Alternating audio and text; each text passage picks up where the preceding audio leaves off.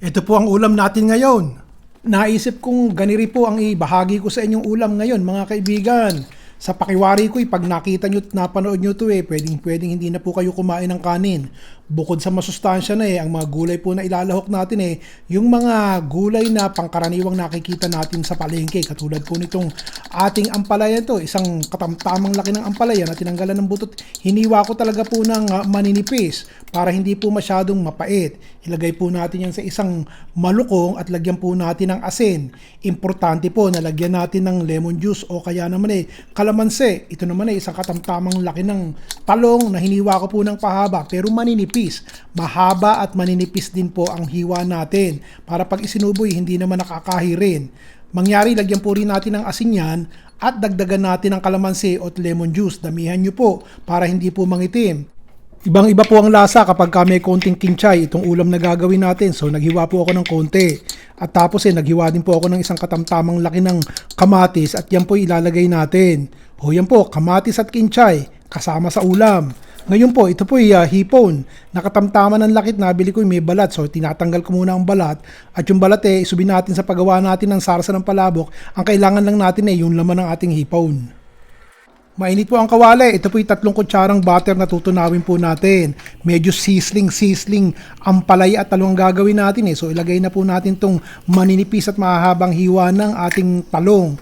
Hindi ko po titigilan ng kahahalo yan hanggat napapansin kong hindi pa talaga luto at namumulat parang sunog-sunog ng konti yung ating talong at ayokong mapait kapag sinama natin yung mga susunod na ricado.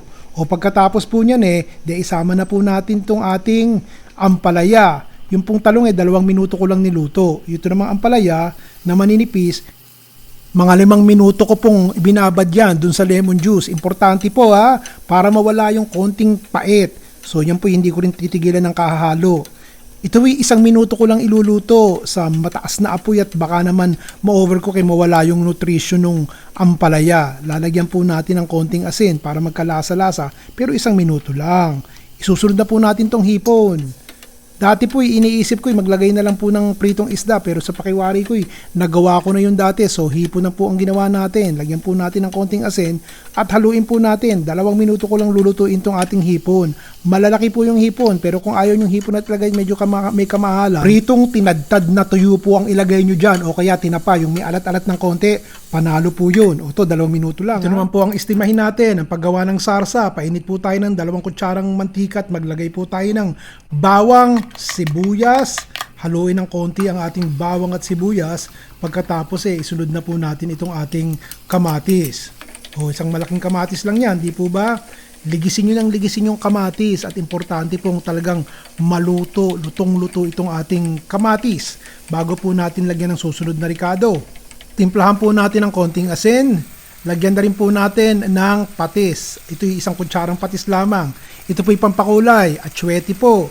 Lagyan natin ng 1 tasang tubig. Diretso ang paghahalot, pakukuluin po natin yan. Pero halo kayo ng halot ng maligis ng todo yung ating pong kamatis.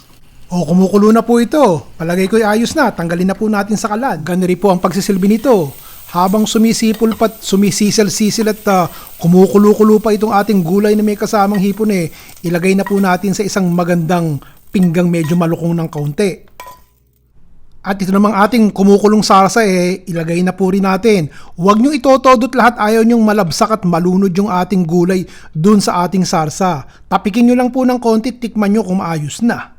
At sa huli po, ilagyan po natin ang tinadtad na kinchay. Ito po Chinese celery. Wala po ako mabilang kinchay Okay na rin po ito. Parang mas masarap Nagustuhan niyo po ba? Ilagay niyo po yung comment niyo dito sa baba't binabasa ko. Naman sa mga kaibigan nating medyo hindi nagustuhan, hayaan niyo po, ulitin ko. At baka naman sa susunod magkaigat magustuhan niyo na. Si Ron Bilaro po.